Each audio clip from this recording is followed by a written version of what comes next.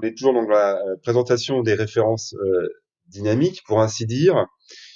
Et ça me fait penser, tant qu'on y est, vous voyez là, quand on clique sur la dernière partie voilà, d'un plan, c'est là où on a justement portail et catégorie. Donc ça, on peut le voir évidemment si on fait modifier l'ensemble du code de tout l'article, mais on peut, en gain de temps, vous voyez, le code sera collé, on va dire, à la dernière partie. Donc c'est un petit détail.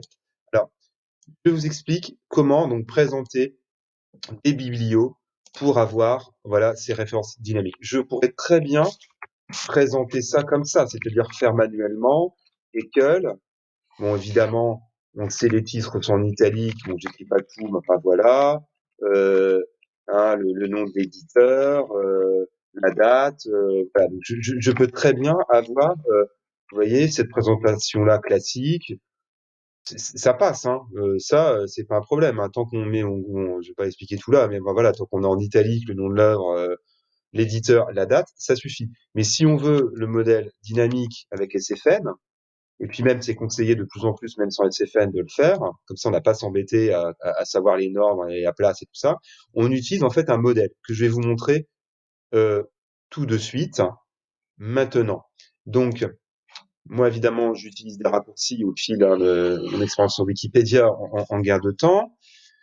Donc là, par exemple, vous voyez, bon, pour un ouvrage, donc un livre, hein, ce qu'on appelle l'ouvrage, c'est un livre de base classique. Voilà, il vous propose euh, ce modèle-ci.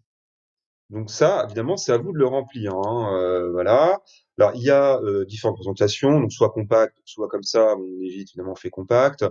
Alors, la syntaxe complète, je vous l'épargne, mais c'est comme, voilà, et toute information possible et inimaginable, hein, voilà. Mais la base, on va dire, c'est ça, sachant que les seuls attendus, c'est auteur, titre, date, éditeur. C'est voilà la base. Hein, le page total, le volume ou le numéro ISBN, c'est pas obligatoire.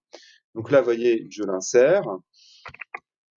Et l'intérêt, c'est que même d'ailleurs, si je sais pas, je me trompe, je mets collection là, ici, ça va se remettre dans l'ordre automatiquement. C'est-à-dire que le code génère automatiquement la place. Ce qui est vraiment utile quand justement on a des titres avec des références à rallonge, et pas besoin de s'embêter à savoir l'ordre des informations.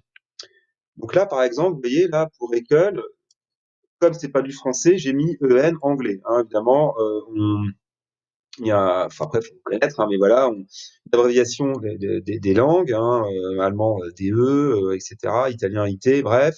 Donc là, comme c'est du, admettons, ce sera en français, je vais évidemment pas le mettre. Donc on va dire, voilà, on va l'appeler Pierre-Paul. Le titre, voilà, Alexandre. Sous-titre, on n'en met pas. L'éditeur, on va dire les PUF, Prince universitaire de France. On sait qu'on doit rajouter l'année, c'est obligatoire, hein, voilà. C'est les seules obligations. Et là, vous voyez, en prévisualisant, c'est magique, automatiquement, vous voyez, il a mis en italique automatiquement, et voilà, il a organisé, je vous dis, automatiquement. Et à partir du moment où là, ensuite, je vais faire un SFN en mettant Pierre-Paul 76 et puis la page, il va directement me faire hein, la présentation dynamique que je vous ai montrée. Donc voilà, une fois qu'on a pris le coup, c'est très simple.